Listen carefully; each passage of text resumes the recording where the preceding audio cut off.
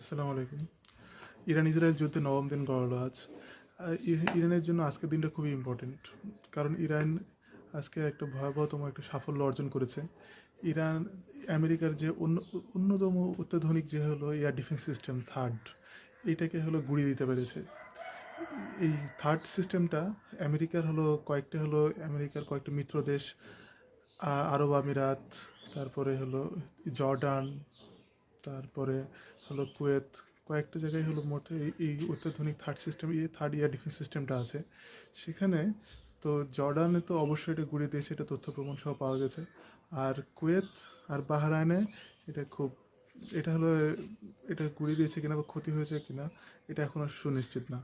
তো এই থার্ড সিস্টেমটা কি? Altitude area defence. এটা প্রায় এই এরিয়া ডিফেন্সটা হলো অনেক, হলো এটার দাম প্রায় কয়েক মিলিয়ন ডলার, এবং এটা হলো কতগুলো রাডারের মাধ্যমে এটা হলো পরস্পর যুক্ত থাকে।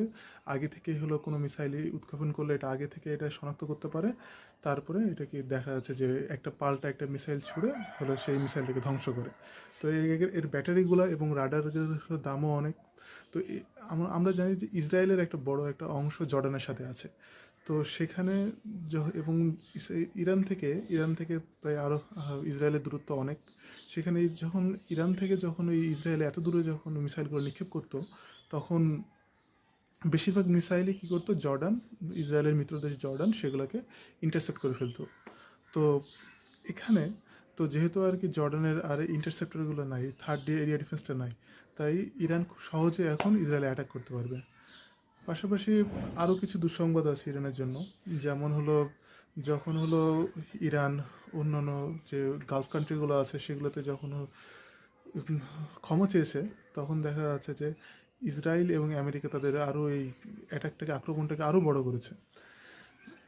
তারা কি করেছে, যেহেতু মধ্যপ্রাচ্যে আমরা জানি সবসময় এখানে তেলের থেকে পানির দাম বেশি, এখানে সবসময় একটা পানি সংকট থাকে। তো এরা কি করেছে, পুরোপুরি ইরানের একবারে মানে কলিজায় হাত দিয়েছে বলা যায়। ইরানের হলো তেল শোধনাগুলো নষ্ট করেছে, পাশাপাশি হলো এক পানির যে ওয়াটার ডিস্ট্রিবিউশন সিস্টেম এগুলোকে ধ্বংস করেছে। ফলে দেখা যাচ্ছে ইরানে একটা মানবিক বিপর্যয় তৈরি হতে পারে। তো ইরান কি করতে পারে এর পক্ষান্তরে, সেখানে ইসরায়েলের মিত্রদের জর্ডানে যেহেতু থার্ড ইয়ার ডিফেন্সটা নাই, সেহেতু কী করতে পারে ইরান খুব ইজিলি হলো দেখা যাচ্ছে এই ইসরায়েলে হলো আক্রমণ চালাতে পারবে এখন।